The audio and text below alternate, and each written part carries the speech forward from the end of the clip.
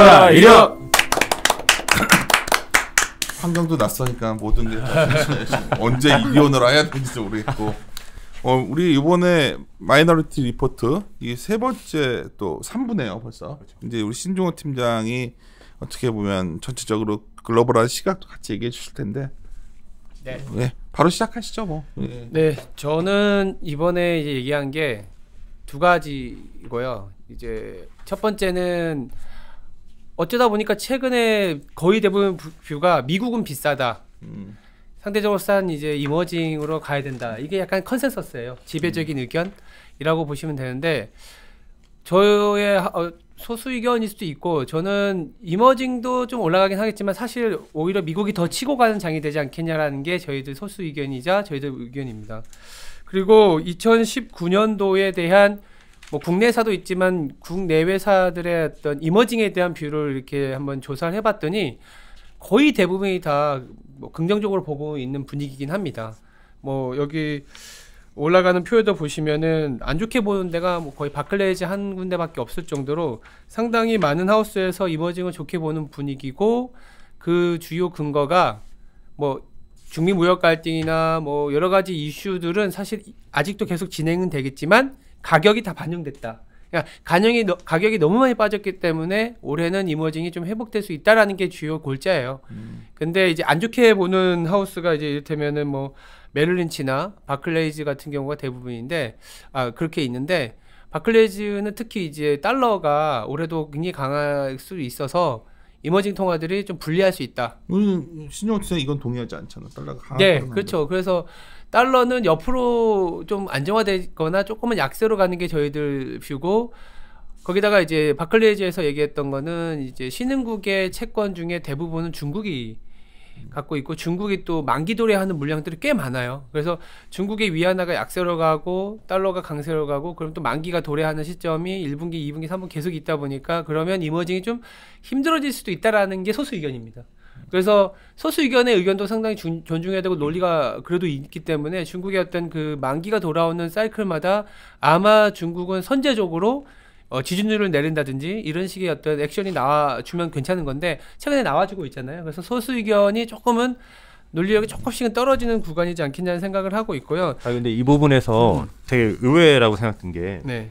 아마도 이 자료 쓰시면 하우스뷰를 이제 외국 분들을 네. 종합할 때는 아마도 연말이었을 가능성이 높다고 생각하거든요. 네, 네, 네.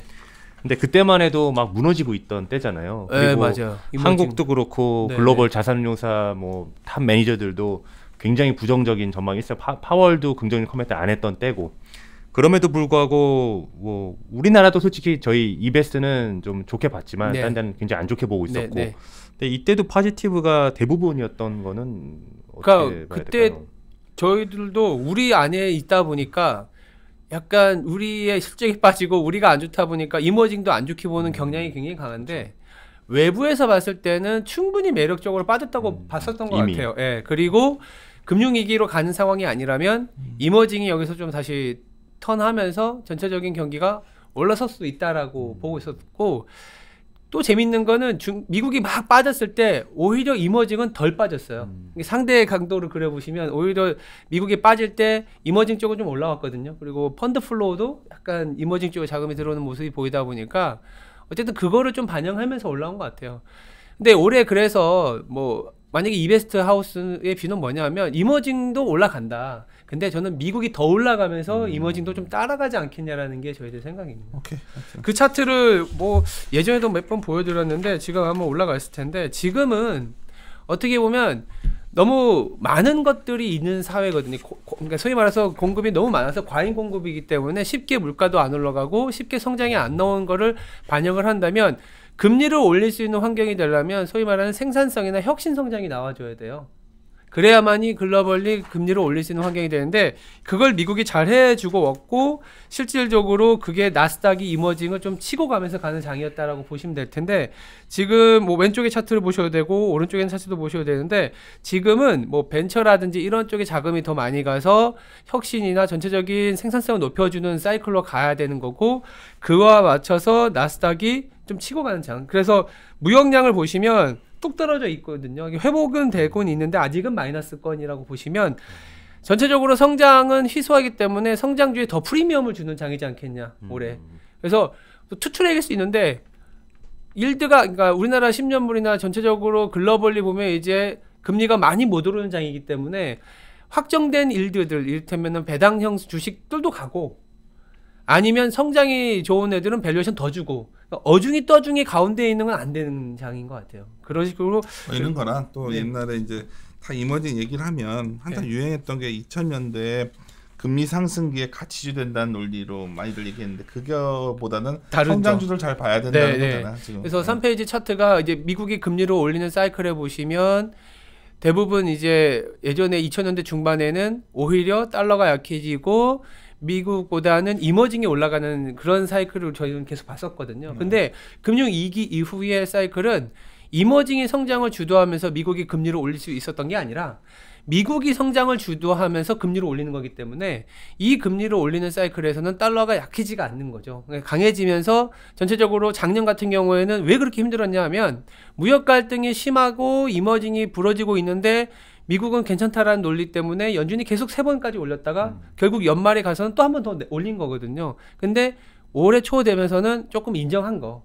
그렇지만 이게 인정해서 다시 성장이 나오고 다시 이머징의 온기가 돌아서 수익률이 좋을 것 같은 느낌은 오히려 미국이라는 거죠. 왜? 성장이 나온 거를 더 지켜주니까. 그래서 돈이 더 올라가고 실질적으로 2000년대 중반하고 지금하고는 사이클이 다른 게 오히려 수채 90년대하고 좀 비슷하지 않겠냐. 그래서 98년도에 그때 당시에는 그 러시아 모라토리엄이라든지 LTCM 사태 나면서 아예 금리를 내린 사이클이었어요. 그리고 나서 이머징도 같이 올라가고 그때 S&P나 나스닥이 더 치고 갔는데 지금은 이머징이 힘들지만 금리를 내릴 정도는 아닌 거죠. 그때는 이머징이 사실은 뭐 디폴트도 나고 우리나라는 IMF에 구제금융 신청할 정도로 변동환율제도 아니었고 경상수지도 마이너스가 심했었는데 지금은 뭐 경상수지도 이머징 대부분이 조금 플러스인 나라들도 많고 변동환율제로 이걸 환율이 소위 말해서 FX가 다 흡수를 한 상태이기 때문에 어느 정도 안전판은 있는 상황이에요. 그래서 금리를 굳이 내리지 않는 사이클까지 가더라도 전체적인 글로벌리 소위 말하는 센티멘트는 살아날 수 있다. 그래서 어쩌면 소수 의견이라고는 보지만 어떤 의미냐면 미국이 안 돼서 이머징이 된다 이게 아니라 저는 미국이 계속 잘 가줘야 이머징도 간다. 그래서 뭐 자산 배분상에서도 오히려 미국의 비중을 더 주고 이머징 중에서도 조금 괜찮은 걸로 가자. 요 정도의 아이디어가 하나 있는 거고. 뭐 IT라던가 성장주라던가 뭐 미디어 뭐 이런 것들을 좋게 못하는 섹터를 해석하면 되나요? 네, 저는 이게 업종으로 보면은 IT 계속 가야 된다고 보고 있고요. 거기다가 우리가 흔히 얘기하는 비즈니스 모델에 대한 노행도 있잖아요. 플랫폼이라든지 아니면 뭐 신유통과 관련된 것들 아니면 우리가 뭐 아마존이나 이런 애들의 어떤 비즈니스 모델을 좀 확산이 돼가고 있거든요. 우리나라 그러니까 아마존이 전 세계를 장악하는 게 아니라 아마존과 같은 비즈니스 모델의 전 세계를 장악하는 시장. 이를테면 알리바바, 인도의 뭐 스냅들이나 아니면 뭐 우버 같은 것도 이제 주가가 올라가면 아마 상장을 할 수 있거든요. 2, 3분기에. 그러면 동남아의 그랩 이런 애들의 어떤 비즈니스 모델이 다시 재평가되면서 성장이 그래도 여기가 나와주네. 이 얘네들의 성장이 나오면 그렇지 금리를 올릴 수 있지. 이런 장이 2019년이지 않겠냐 하고 생각하고 있습니다. 빠르게 또 다음 아이디어를 말씀을 드리면 아마 이어서 안진아 연구원도 동일한 선상에서 얘기를 드리는 건데 불과 그래도 한 일주일 전 이전만 하더라도 한국을 외국인이 살 수 있다로 얘기하면은 무슨 논리로? 라는 얘기가 많고 왜냐하면 너무 안 좋은 얘기들 많고 전 시간에 연동차 연구원이 실적 빠진다라는 얘기를 했고 저희도 받아들이고 그럼 실적 빠지지 밸류에이션이 항상 배당 성량도 낮고 뭐 항상 저밸류지 거기다가 MSCI EM 이슈 때문에 사우디하고 중국이 들어오면 자연 발생적으로 나가는 금액이 이게 기간마다 추정을 하는 데마다 다르지만 한 2년 동안 14에서 15조 원이나 되는데 굳이 왜라는 게 많거든요. 근데도 불구하고 외국인이 살 수도 있는 가능성을 한번 체크해 봤다. 외국인이 안 살 거라고 다 해서 우리가 사실 네. 외국인이 살 수 있다를 좀 찾아봤던 어떤 네. 건데 저는 그거를 그냥 뭐 약간 보던 저기 주가도 있어서 이 중국의 위안화의 소비력이 괜찮아지면 한국을 살 수 있지 않을까라는 생각을 가졌었던 거고요. 그게 뭐냐면 중국의 위안화가 강해지면 한국의 원화도 강해지니까 그거야 좀 실마리를 마카오에서 좀 찾아봤어요. 마카오. 왜 그러냐면 마카오의 매출이 게임 매출 여기서 말하는 게임은 우리 온라인 게임 이런 게 아니라 슬롯 머신이라든지 바카라라든지 이런 도박과 관련된 게임 매출이 늘어날 때 한국으로 외국인이 엄청나게 사들어가는 거죠. 근데 이제 혹자는 야 그거하고 그 무슨 연결고리야 하지만 무슨 얘기를 드리는 거냐면 4페이지 차트도 보시면 윈 리조트가 더블 바텀을 찍고 코스피 올라가는 모습이 지금도 어쩌면 재현이 될 수 있다고 보는 게 윈 리조트의 주가 특히 이 매출은 대부분이 마카오에서 75% 발생을 합니다.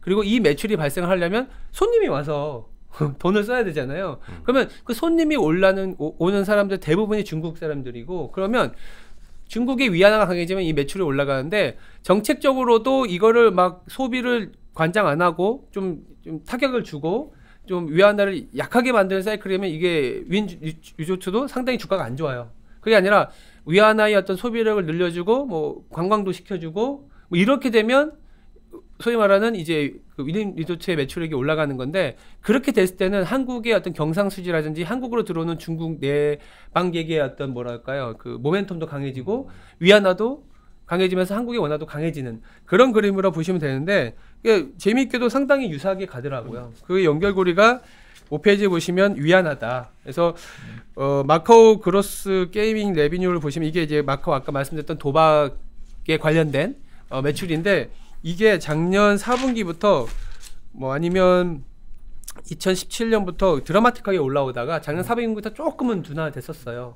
근데 이따가도 보여드리겠지만 12월부터 다시 올라가기 시작하더라고요. 그러니까 어쩌면 중국의 어떤 소비력이 여기서부터 먼저 좀 돈 있는 사람들이니까 중국의 소비 관련주도 볼 수 있는 거야? 그렇죠. 중국의 소비 관련주가 저는 된다고 말씀을 드리고 있는데 그 형태가 조금은 다를 수 있죠. 왜냐하면 2013년, 14년 그때는 뭐 이제 그 화장품 같은 것들이 우리나라의 어떤 화장품은 소위 말하는 브랜드력이 있고 뭐 그래서 막 그 중국인들의 소비가 되면 화장품이 다 있었는데 그때 또 유명했던 게 그 중국의 뭐 변기를 까는 문제부터 해서 막 나왔었거든요.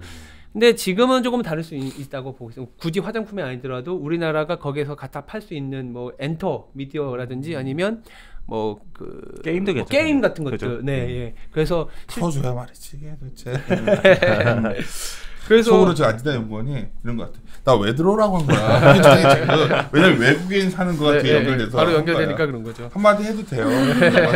그래서 속으로. 결론적으로 말씀드리면 한국의 어떤 실적의 변화의 가능성 내지는 원화의 안정을 찾는 걸 내부적으로도 찾으려는 모습도 있어야겠지만 외부적으로 중국이라는 나라의 변화에서 좀 찾을 수 있지 않겠냐. 사실 포인트는 우리 신중호 팀장이 이 자료 작성 시점은 12월이에요. 네. 정말 그러니까 어려울 때였어요. 12월에 다 외국인 아무도 안 살 거라는 거예요. 그래서 한번 뒤져보자. 뭐에 살 수 있다. 살 수 있다라는 소수 의견을 위해서 뒤져보다가 중국이 위안화가 강해지면서 들어오지 않을까. 그래서 결론적으로 위안화가 강해지려면 연준 정책이 좀 그렇죠. 그러니까 연준 전충이 조금은 완화시켜 줘야 되고. 그래서 그걸 계속 말했던 건데 네. 무역 갈등 지금 이슈가 조금 갑자기 완화되고. 이게 진행이 돼버리는데 방송하니까 좀 그런데 이게 시간했어야 되는데 아니 더 진행이 될 수 있다고 보고 있고요. 네. 위안화가 지금 보면 어저께 중미 차관급 회담 끝나고 나서 6.8을 강하게 깨고 내려오고 지금도 엄청 강해지고 있어요. 그러니까 뭐 7.4 얘기하고 뭐 7 뭐 깨지면 내가 아유 갑자기 어디 말 실수할 뻔. 7.4가 뭐 데드라인이어서 깨지는 순간 파국이 온다고 그래서 내가 속으로 그래서 팟캐스트니까 막 말해도 되잖아.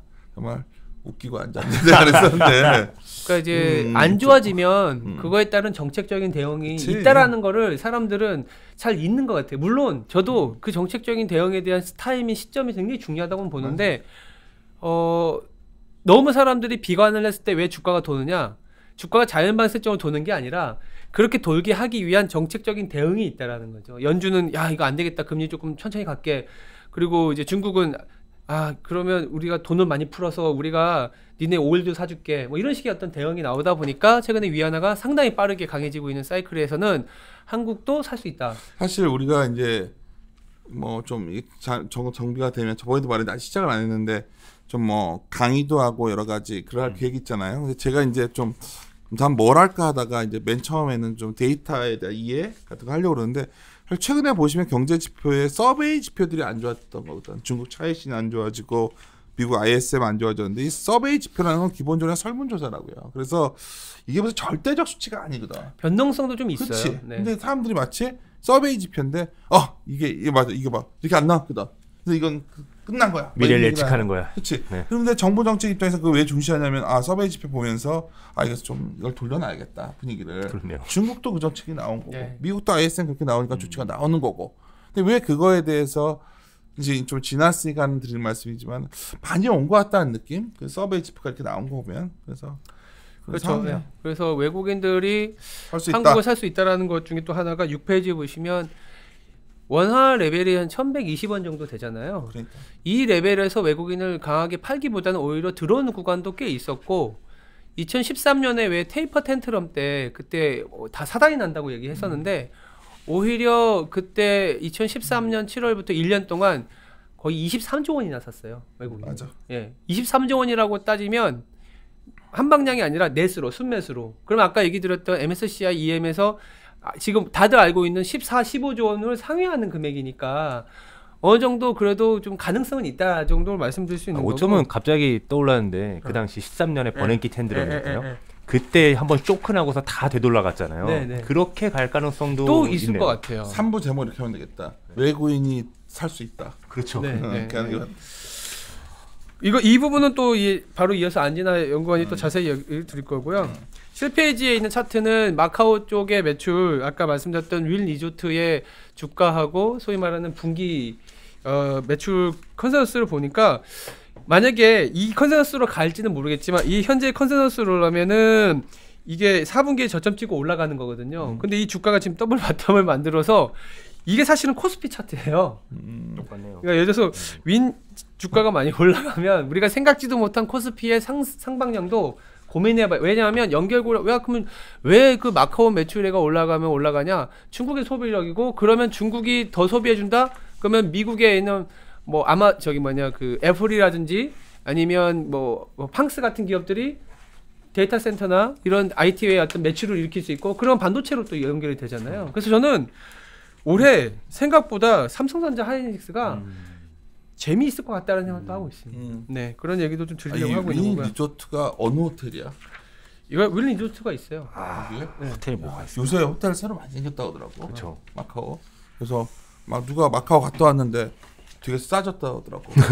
호텔이 많이 생겨가지고. 가보시네요. 그런데 이제 이 윌 리조트의 매출액이 4분기 저점 찍고 2018년 내려왔었거든요. 근데 올해 그래도 작은 올라갈 수 있다라는 정책적인 모멘텀이 있다 보니까 좀 가능성이 있지 않겠냐. 왜냐하면 8페이지에 보시면 지금 올해 처음 딱 되자마자 중국이 한 게 지진율을 1%포인트 인하하는 정책을 냈거든요. 지금 현재 15.5%인데 아마 좀 있으면 이제 0.5%씩 순차적으로 내리고 나면 14.5%입니다. 그러니까 지진율을 내린다라는 거는 제가 저축률을 같이 그려놨어요. 저축률이 내려간다는 얘기고요. 저축률이 그치. 내려간다는 얘기는 뭐냐면 경상수지가 내려간다는 얘기예요. 그러니까 중국의 경상수지가 내려간다는 얘기는 저축보다는 투자를 많이 한다는 얘기고요. 국민의 입장에서는 저축률이 내려간다는 거는 소비를 더 많이 한다는 얘기잖아요. 그러다 보니까 밖으로 나가서 소비를 한 거나 아니면 내부적인 소비를 하거나 그러면 이거는 글로벌 전체적으로는 디맨드 역할을 해주는 거기 때문에 실질적으로는 중국의 지진율을 내서 중국의 주가는 별로일 수 있긴 하겠지만 오히려 그 이외 쪽에 있는 나라들의 주가 내지는 미국 주가가 드라마틱하게 올라갈 수 있는 계기도 아직 지표는 안 나왔지만 이 정책적인 방향만 나왔지 사실상 이 전체적으로 이 저축률이 내려가면서 오는 모멘텀은 이후에 계속 발생을 할 것 같아요. 요 부분 약간 나도 토를 달고 싶은 게 저번에 지준율을 낮췄을 때 대다수 컨센서스는 과거에 중국이 지준율을 낮춘다고 뭐 주식이 올랐냐 뭐 이런 반론인데 사실 이 중요한 포인트에서 내린 거기 때문에 맞습니다. 좀 상황이 안 좋을 때 내리는 효과가 있습니다. 그러니까 자꾸만 이거 갖다가 평균의 오류처럼 이렇게 만들어 놓고서 자꾸 그 전체 기간을 길게 해가지고 이게 좋다 나쁘다를 자꾸 얘기하는데 제가 보기에는 좀 임계점이 온 시점에서 중국이 정책을 내놓은 거기 때문에 영향이 있고 친형이 정확히 지적을 했는데 이거는 다른 말로 하면 돈 써 뭐 이거기 때문에 네. 어디나 쓰겠죠. 중국은 지금 기업은 부채가 너무 많아서 부채 갚는 데에도 시간이 되게 촉박해요. 그러다 보니까 이제 기업이 뭔가 성장을 드라이브 시키는 걸, 그러니까 자꾸 기업만 하다 보니까 답이 안 보이잖아요. 근데 정부가 소비해주고 민간은 지금 40%밖에 안 돼요, 대비.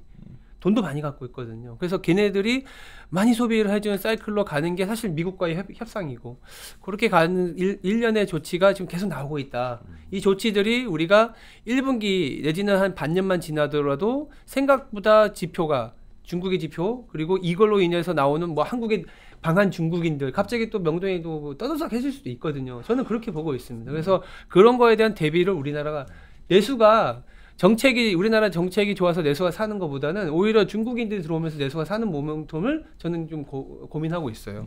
정말 당연히 지금 중국 사람이 없는 게 되게 이상한 건데 이 사람의 긴 시기를 보면 말이 안 되는 건데 지금은 없는 게 너무 당연하고 그거를 우리가 될 너무 것 많이 같네요. 반영해 온 것 같아요. 주가가. 그래서 9페이지 마지막으로 저 차트에서 마카오 그 게임 매출의 월간 데이터하고 우리나라 한국 수출 데이터 굉장히 유사한데 지난 올해 초에 이것도 항상 매월 1일에 발표합니다. 마카오 게임 매출은 16.6% 서프라이즈하게 올라갔어요. 근데 한국의 수출은 마이너스였거든요. 이게 다이버전스가 난 상황이에요. 그러니까 이게 마카오가 한국 수출을 따라서 밑으로 붙을지 아니면 한국 수출이 다시 마카오 매출을 따라서 위로 올라갈지에 대한 선택의 기로가 주가를 어떻게 보냐의 문제인데 저는 한국 수출이 위로 올라갈 가능성을 내비치고 있습니다. 난 결심했어요. 한국 수출을 위해서 마카오로 가야겠다. 마카오 가서 내가 이 한번 바쳐가지고 그 마카오 게임 매출 이해한다면 그냥. 그래서 이제 달러화도 좀 약해졌고 그러면 달러가 약해졌다는 거는 이머징의 그 바잉 파워가 올라간 거잖아요. 그러면 이머징 통화가 올라갈 때 한국 수출이 올라가요. 한국의 수출은 60% 이머징으로 나가니까. 그치. 거기다가 중국의 소비가 올라가게 되면 위안화가 강해지는 건데 그러면 한국의 원화가 또 강해지는 사이클. 그렇게 되면은 생각보다 환율에서 올해 장에 중요한 어떤 그 변화를 발견할 수 있을 것 같은데 그 환율이 강해지고 있고 위안화가 상당히 강해지고 있고 한국의 원화도 1120원에서 100원 이상 절상되면서 외국인이 23조 원을 샀었던 구간이 있기 때문에 외국인은 이것만 보더라도 이 환율만 되더라도 충분히 살만한 개연성이 있다 정도로 말씀드릴 수 있습니다. 여기에 엔화마저도 강하니까. 그러면 되게 좋은 거죠. 그치. 네.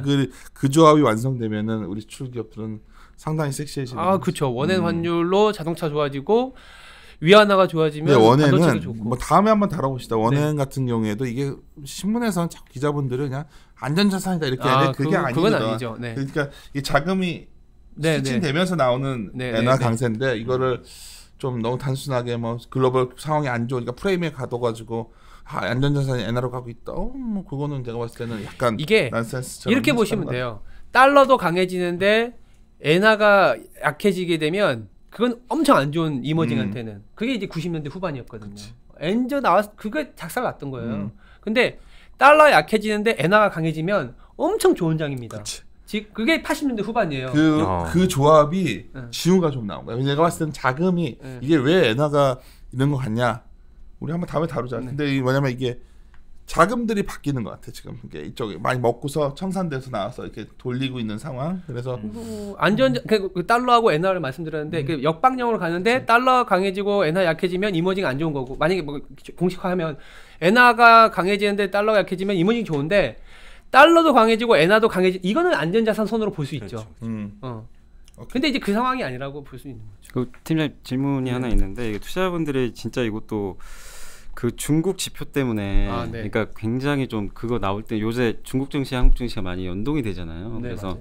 중국 지표가 저번에도 안 좋게 나와서 막 시장 흔들렸는데 계속 그렇게 안 좋게 나오면 국내 증시에 대해서 이게 부담이 되는 건지 계속 그러니까 부담으로 느껴야 되는 건지 아니면 어떤 분은 또 이런 얘기해서 안 좋으니까 부양책 더 쓸 거 아니냐. 그래서 좋게 봐도 되는 거 아니냐. 그러니까 이게 투자자분들이 좀 헷갈려 하시는 것 같아요. 진짜 안 좋은 걸 받아들여야 되는 건지. 지금은 지표가 지금 발표된 건 후행적으로 발표되는 거거든요. 중국의 지표 소비 판매나 이런 것들이 지금 자동차 뭐 몇 분기 만에 마이너스 났다라는 거 보셨잖아요. 그거 분명 안 좋은 건 맞아요. 근데 그거에 대해서 주가가 반영을 했냐 안 했냐. 두 번째 이거를 정책적으로 뭔가 다시 그림을 올라가기 위한 정책이 나오느냐 안 나오느냐의 그 싸움인데 주가 반영했고 정책이 나왔잖아요. 그러면 이후에 데이터가 나오더라도 이거 그때 빠졌던 거에 대한 후행적인 거구나라고 나오는 거고 그리고 그거를 선반영해서 우리가 좀 소매 판매나 아니면 이런 것들이 올라갈 수 있는 방향성을 가장 빠르게 반영한 건 저는 그 위안화의 환율이라고 보고 있는데 굉장히 드라마틱하게 강해지고 있는 모습이 저는 한두 달 이후에 나오는 지표들은 최악에서 벗어나는 모습 나오지 않겠냐라고 생각이 들고 있고요. 그거는 미국도 마찬가지예요. 아마 2월 초에 미국 고용 데이터 더 안 좋아했을 거예요. 왜냐하면 1월에 나온 건 너무 좋았거든. 왜냐하면 고용은 후행이에요. 근데 그 지표 후행 지표를 보면서 주가가 반영하지는 않을 거라고 보고 있습니다. 근데 연준이 변하지 않은 상태에서 고용 데이터가 그러니까 안 좋게 나왔으면 반영을 했겠죠. 근데 연준이 변한 상태에서 고용이 안 좋아졌어. 이래서 더 이제는 좀 1월에 금리 못 올린 것 같고 2월에는 연준 없고 3월에도 금리 못 올리겠네 하면서 더 릴리프 랠리가 가능하다고 보는 거죠. 네. 그래서 이번에는 바로 연결해서 네. 우리 안진아 연구를 왜 하려고 하는 와서 네.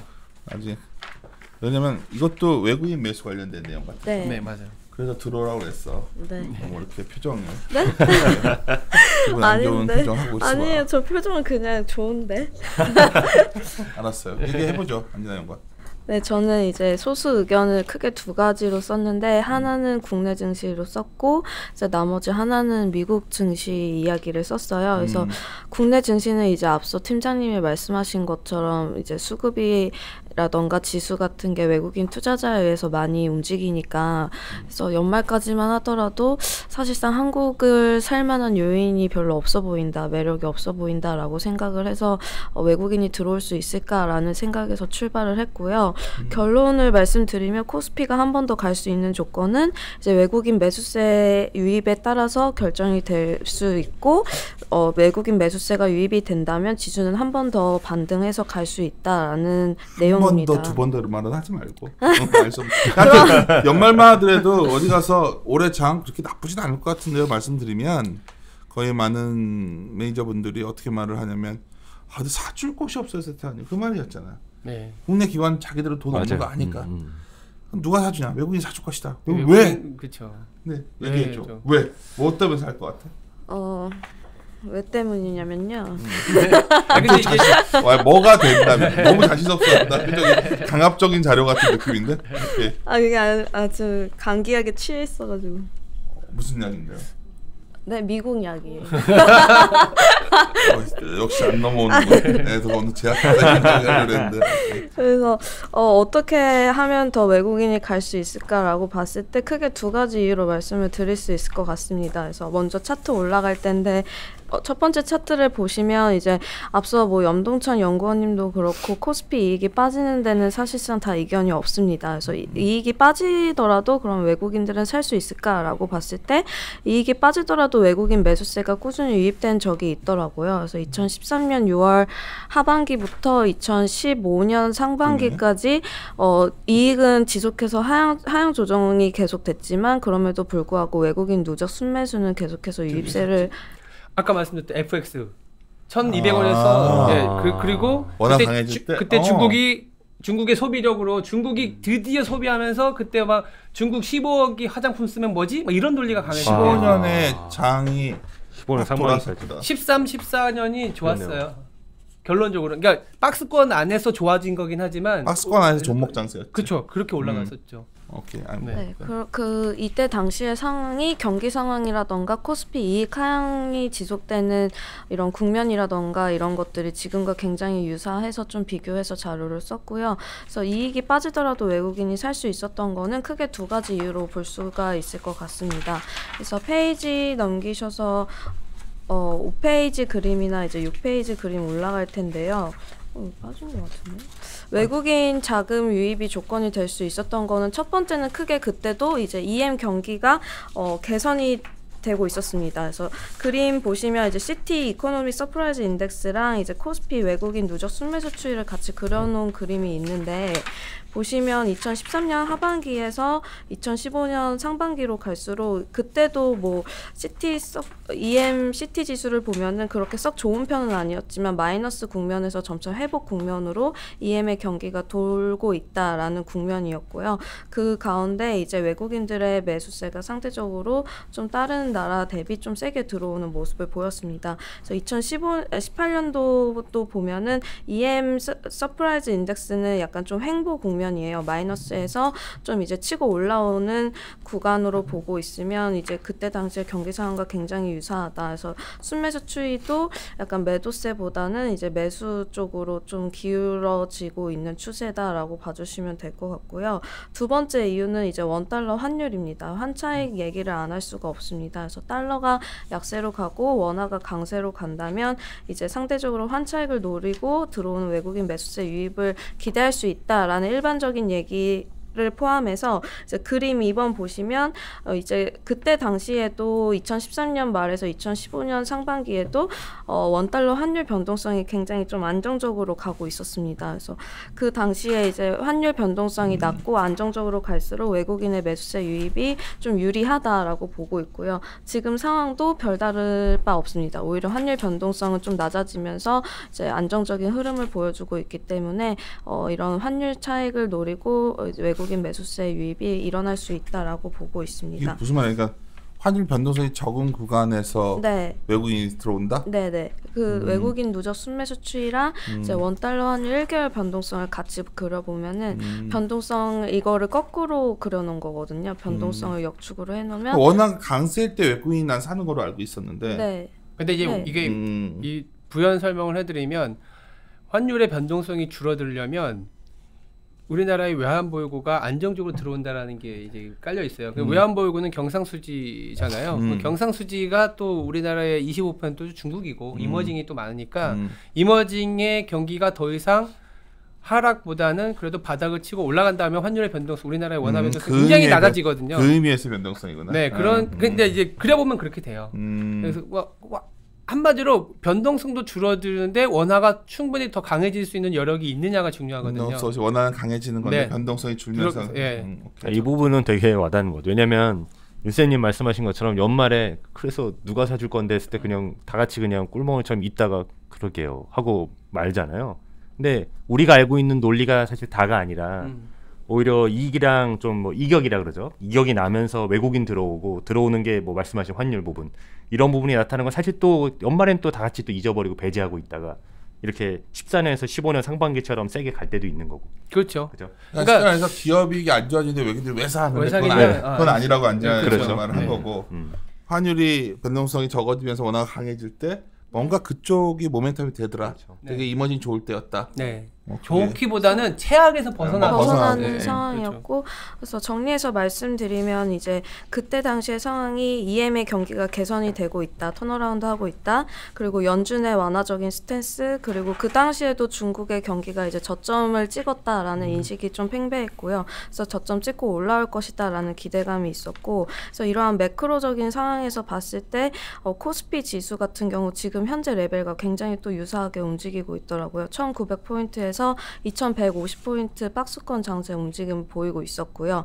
이후에 이제 외국인 매수세 유입되면서 2000포인트 상회하는 모습을 보였습니다. 그래서 그 당시에도 이제 코스피 이익 추정치는 하향이 계속 조정이 되더라도 이러한 글로벌 뭐 경기라던가 뭐 개선 기대감, 뭐 환차익을 노린 것들, 뭐 원달러 환율 변동성이 낮은 것들을 감안해서 외국인 매수세들이 들어온다면 이때 당시 상황과 유사하게 한번 코스피 지수가 반등할 수 있지 않을까라고 보고 있고요. 그렇게 봤을 때 원화 강세 국면에서 그러면 사이즈별로 어떤 애들이 더 아웃퍼폼 했는지 차트를 보면은 7페이지 차트가 올라갈 거예요. 그래서 보시면 원화 강세로 갔을 때는 아무래도 대형주보다는 이제 중소형주의 종목 장세 플레이가 유효했다.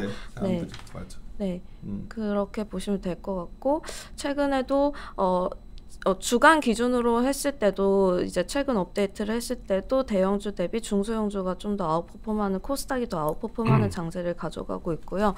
그 2013년 하반기에서 2015년 상반기 구간이 지금 현재의 상황과 좀 굉장히 유사하다라고 보고 있어요. 요 그림 재밌네. 우리 아까 연동찬 연구원도 했던 얘기지만은 올해 다들 대형주 얘기하고 있는데 지금 중소형주 쪽으로. 이 부분은 정말 확실한 소수견일 것 같아요. 왜냐면 저희가 지난번에도 이제 연동찬 의원이랑 같이 코스피 200 이제 영업이익 170억에서 이제 뭐 ROE 8%를 가느니 하면서 뭐 무조건적인 역성장 예상되고, 근데 그 시기가 딱 2012년에서 15년에 한번 발생했었잖아요. 네. 근데 그때의 차트가 지금 보이는 요 원화 강세하면 중소수인 형도 수익률 양호에 요 소형주 12년, 15년이 아니라 내 생각엔 14년 후반, 15년, 네, 네, 13년, 그렇죠. 15년에 해서 네. 굉장히 안 좋은 것들, 경제 지표도 그렇죠. 안 좋아지고 디플레 그렇죠. 공포들만 극한에 왔다가 인플레 기대 그때 코스닥이 엄청 그러니까 중소형주들이 더 많이 그렇죠. 가고 15년이 난리 났었죠. 그때 밸류에이션 턱없이 비싼 것도 되게 많아졌었어요.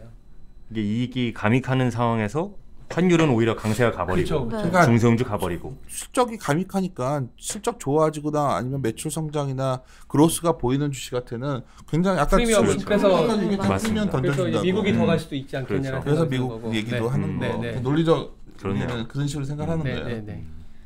네, 그렇게 말씀드릴 것 같고 마지막 차트는 좀 그냥 참고 삼아서 그려봤는데 95년 이후에 이제 원달러 환율 구간별로 이제 어느 수준에서 어느 레벨에서 외국인들이 가장 많이 매수세가 유입이 되느냐라고 봤을 때 이제 1,100원에서 1,200원 사이에서 가장 많이 들어왔다라고 보면은 지금 현재 원달러 환율 레벨도 이제 외국인 매수세 유입의 나쁜 조건은 아니다라고 봐주시면 될 것 같습니다. 네. 상당히 이것도 좀 아쉬운 거는 이걸 자료 나온 날 바로 했었으면은 상당히 좋았는데 우리가 이 장소 준비하고 이러고 우리 탓이 아니라 그 스튜디오에서 저를 끊는 바람에 할 수 없이 이렇게 됐어요. 그 다음 것도 상당히 많이 논의되는 거예요. 우리 전에도 얘기 많이 했던 건데 올해가 저희 3년차 랠리 얘기하는데 3년차 랠리가 혹시 안 나오면 어떡하나 고민이거든. 그런 얘기도 한번 해줄래요? 네, 그래서 두 번째 이제 이슈는 이제 미국 프리 일렉션 시즌에 대해서 써봤고요. 보통 미국 정치 사이클에서 봤을 때 가장 높은 수익률을 기록하는 구간이 프리 일렉션 구간입니다. 그래서 다음 해 대선 직전의 해가 프리 일렉션인데요. 그래서 보통 차트를 보면은 다우 지수로 놓고 봤을 때 이제 평균 수익률이 16.2% 정도로 가장 높은 증시 상승률을 기록하는 모습을 볼 수 있습니다. 근데 다만 이러한 보통의 사이클을 벗어났던 적이 두 번이 있습니다. 1947년과 2015년인데요. 그래서 이번 해에도 약간 예외를 따라갈 것인지 아니면 이 예외에서 벗어날 것인지에 대한 좀 자료를 안 돼. 내가 헷갈리는 게 내가 이게 어노멀리 책이 있거든. 네. 맨날 갖고 있는 거. 내가 알기로는 뭐 트럼프도 올해가 첫 해 임기잖아. 연임되기 전에 프리 일렉션 이유는 얘가 한 번도 없이 다 플러스였던 걸로 아는데 아니야?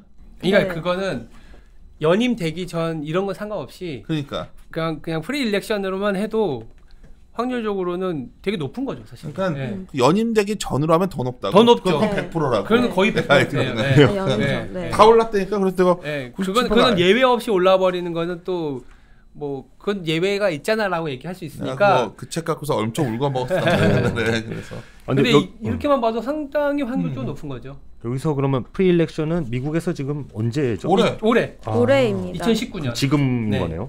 4년제잖아. 그러니까 4년제죠. 내년 선거니까. 정치 사이클이 미국은 굉장히 강해요. 네. 그럼 5년 다니지 아니야. 그거 한 거 아니야? 꼭 그러니까 뭐냐면 다시 재선되고 싶어서 갑자기- 경기를 어떻게든 부양을 시키는 갑자기 그 그런 거. 밝아진 그러면 내년에 혹시 그러면 그분이 가실 수도 있네요. 그럴 확률은 되게 카타트라 싸우고 갑자기 그분이 그래서- 가시면 모든 일이 바뀌는. 근데 보통 다 올랐어 선거 전에. 그러니까 관계없이 일단 재임되면 재임된 재임된 때. 대통령한테는 네. 카터 같은 사람은 경제를 못한 거지. 근데 그거를 상관없이도 상관없이도. 그냥 프리 일렉션을 꼽아도 그러네요. 전체 16%나 올라. 여기서 어차피 파케니까 완전 음모론 얘기해 볼까요? 그래서 트럼프가 이거 장사꾼이니까 그렇네요. 얘가 완전히 작년에 막 더 막 중비랑도 난리치고 막 망가지게 막 지랄지랄 올해 좋아지게 하려고.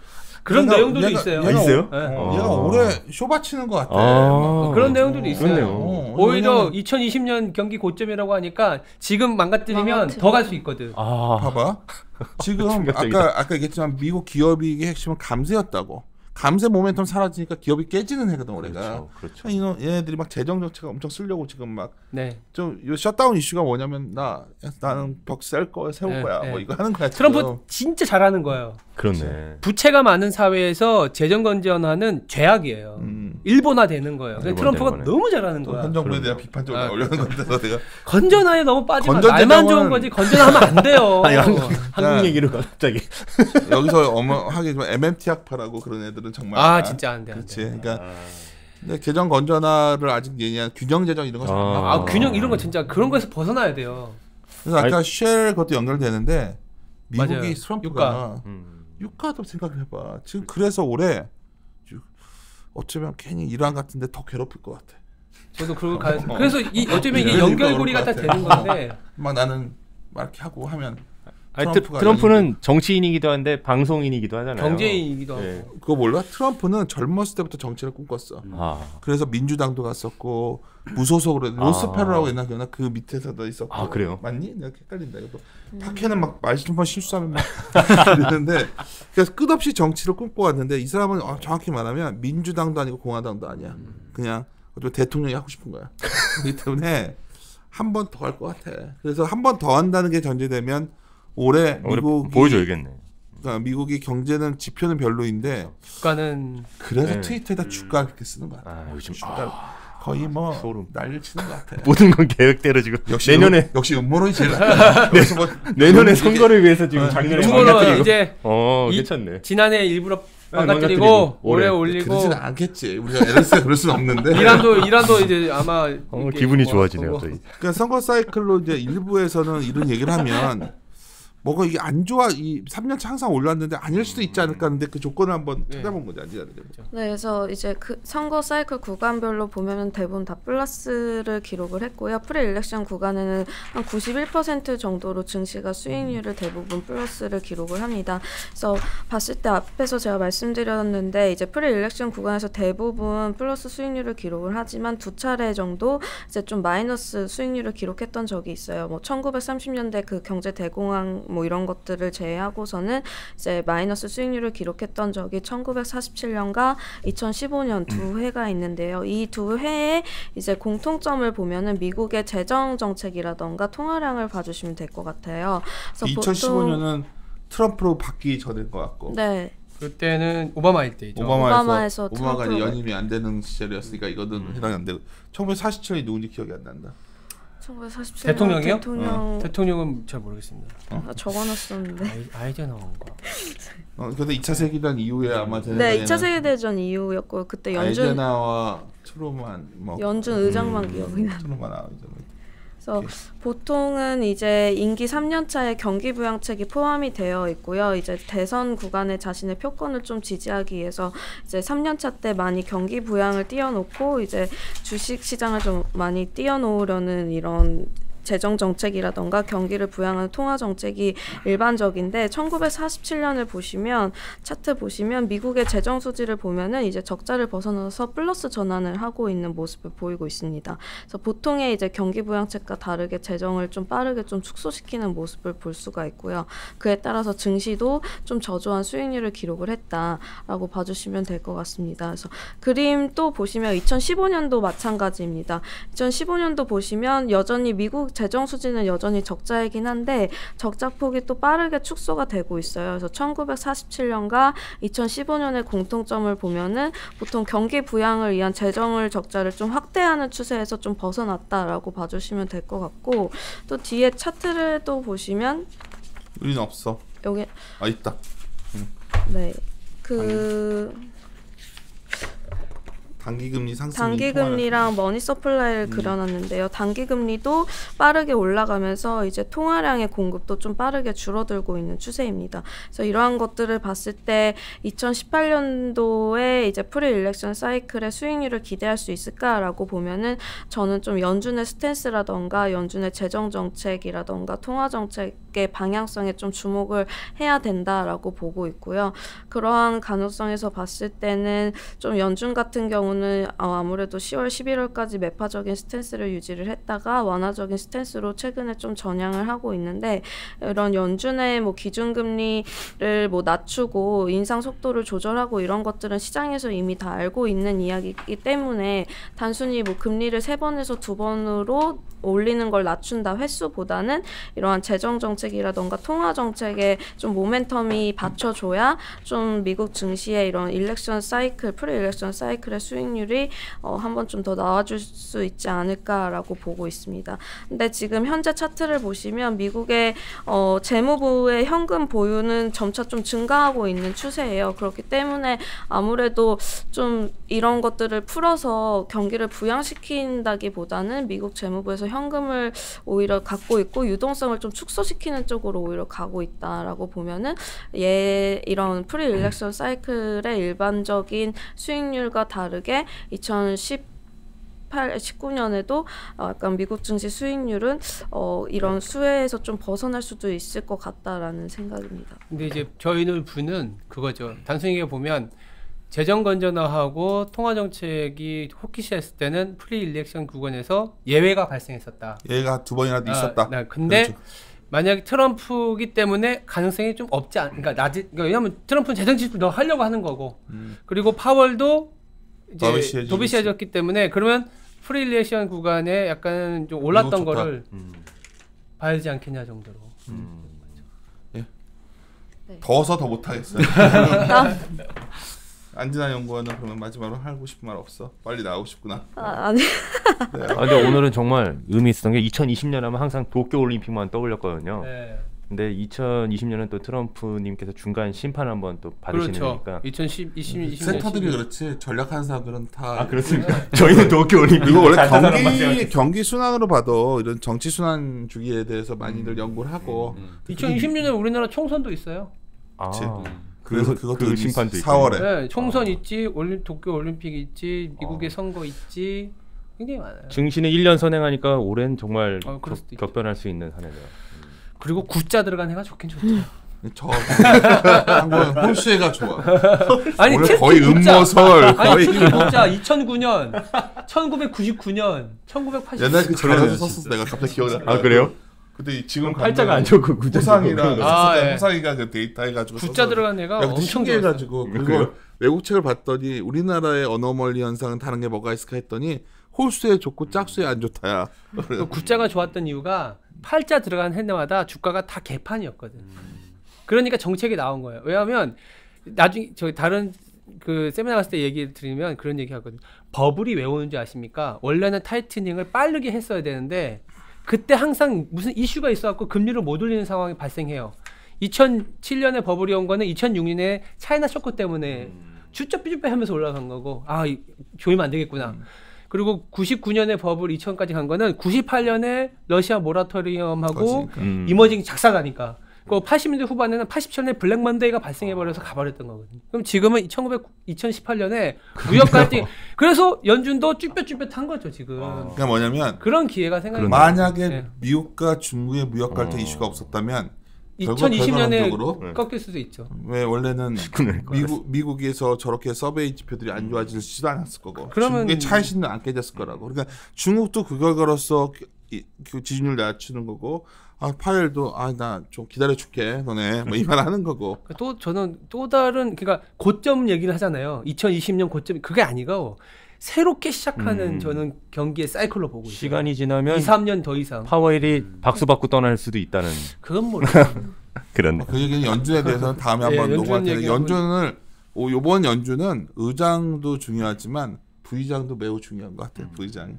클라리다 같은 사람들이 나중에 한번 우리가 다룰 계획이에요. 우리끼리는 얘기를 많이 했던 이슈인데 연준이 좀 성격이 규제 완화 쪽으로 가고 있는 느낌이 강해지고 있는데 클라리다라는 사람을 좀 알면 좀 재밌습니다. 그것도 이제 완전 음모론으로 갈까 이제. 그래서 빨간 걸로 유튜브 채널에다가 뭐 클라리다의 부상은 무엇일까 이렇게 하면 많이 보냐? 저 배달의 민족체로 써야 돼요. 그래? 안 한다. 예, 마무리 더 이상 하다가는 이제 이거 내가 이렇게 앉으니까 되게 건방져 보이는데 손을 어떻게 할지 모르겠네. 하여튼 이리온 올해 몇 회인지도 기억이 안 난다. 21회인데 20일에 이게 3부. 20일에 하여튼 스튜디오 바꿔서 어색한 상태로 얼떨결에 했습니다. 하여튼 마무리 짓고 점점 익숙해지겠죠. 예, 마무리 짓겠습니다. 이리온!